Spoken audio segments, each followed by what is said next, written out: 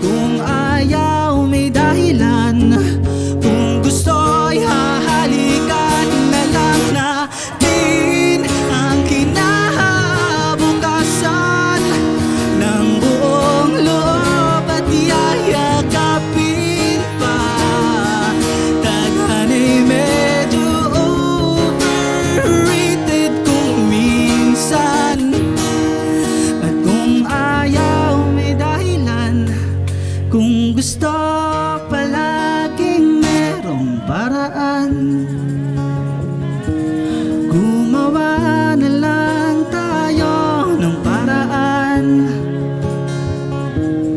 Gumawa na lang tayo ng paraan. Gumawa na lang tayo ng baby. Gumawa na lang tayo ng paraan.